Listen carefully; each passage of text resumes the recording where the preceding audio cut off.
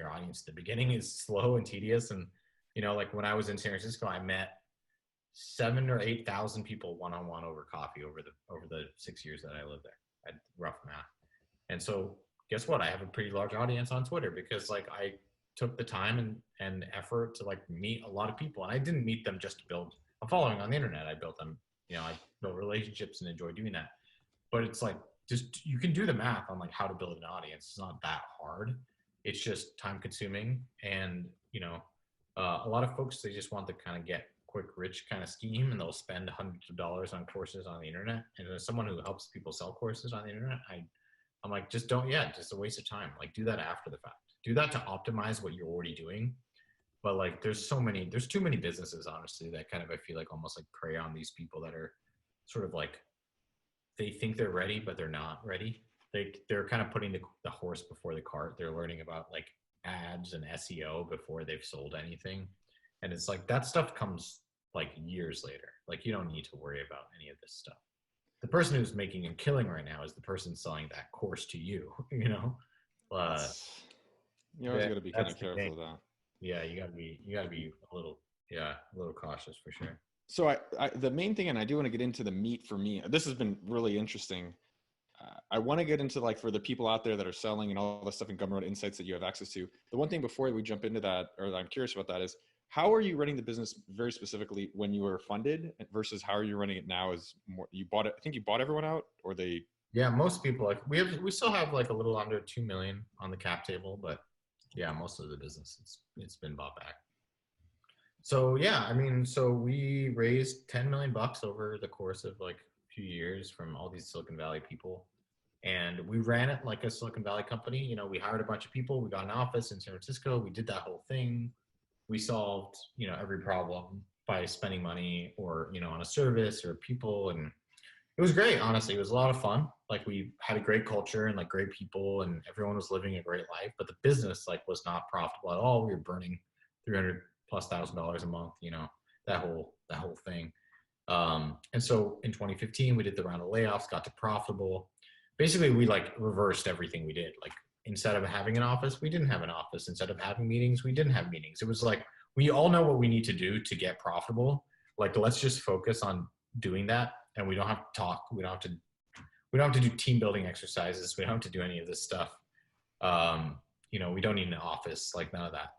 And then once we got there in 2016-ish, you know, I was like, okay, cool. What do we want to add back, right? Like now we can have enough money. We can sort of like pull some of these things back into the company. And I realized like basically none of it. Like I don't really need any of that stuff right now. And now, you know, we're 3 or 4 times bigger than we were when we did the layoffs. We're, you know, growing faster even like relative numbers. And it's just like, it turns out I don't need that stuff. I don't need an office. I don't need, you know, like a big team of people. We operate remote, asynchronous, like we just use Slack, Notion, and GitHub to like communicate. You know, super low drama, everything's in writing. Everyone works their own schedule and it works. Like it works great. And we don't need, people ask me all the time, like, how do you deal with like community and social bonding and politics and all that stuff? And I'm like, we don't do any of that. Like we don't have any of it. And by the way, people have figured out now with coronavirus that like you don't need a lot of this stuff. It turns out like your company is probably still functioning. Some of them are online ones. Yeah. But I think the solid, good companies that have, you know, you can work remote. Obviously it's a privilege in many ways, but you can work remote possibly. You don't necessarily need to come into the office every day. You probably don't need a bunch of meetings in your calendar that you think you might. You don't need, you know, like crazy documentation on sprints and agile development. And like, you just need to ship a product and charge money for that product, and everything else is optional, right? Stop making it simple because it's complicated. I need to buy books. I need to buy courses. Yeah, that's the thing, right? People are trying to sell you on stuff, and I'm sure I'll sell you on something too at some point. But like, it just, you don't need it. I think it's I like to think about it like I built Gumroad. It did its thing day one, Monday morning, that night, that weekend or whatever, and then I've just been adding to it. But like it's all kind of unnecessary, you know. It's not like it's not like Gumroad needs any, I mean, clearly it didn't. It works. It does its thing. We've sent $10 million to creators in the last 30 days. Like it's clearly doing a thing. It's working. Bro. So like you can tell me we need an office, but you're missing like the second half of the sentence. Like every time you say need, you need a to, right? So you need an office to blank. So you can just clarify what that is for me, and then I'm happy to listen to you. But if you just say, I need this, I need that, I clearly don't. Like I don't have a water cooler channel in Slack. We don't do team meetings. We don't do all hands. We don't do any of this stuff. So like we don't need it, clearly. We operate, we're profitable, we're growing, I don't know what metric, like what that two is for people. Yeah. But my guess is that it's just to be normal, to be like not weird, to feel like you're not sort of like maybe unveiling that maybe there are other things that they might feel like they think they need, and you're showing them that maybe they don't, and they're dealing with this dissonance. I think that's a lot of it probably.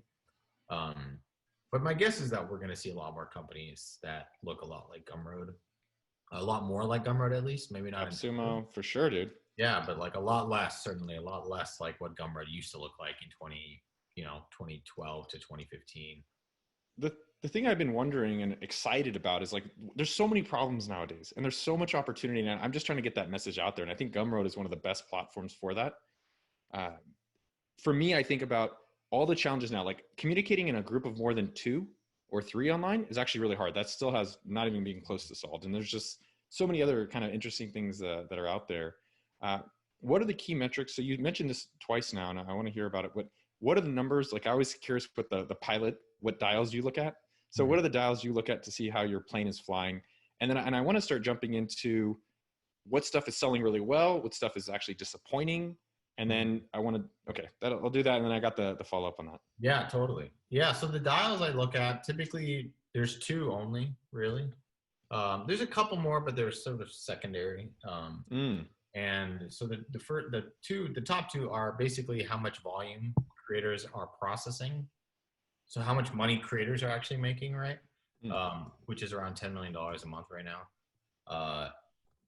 And how much revenue we're making, which honestly, like I could probably just track the first one because our revenue is roughly the same, or at least roughly scales, but the revenue, which is around, I think we just crossed 700 MRR, 700K MRR. Dude, good. Congratulations, man. Thank you. So like 8 million ARR or something like that. Yeah. So, solid, it's pretty good, sort of sizable business now. Yeah. Dude, that's a long time. Took 9 years.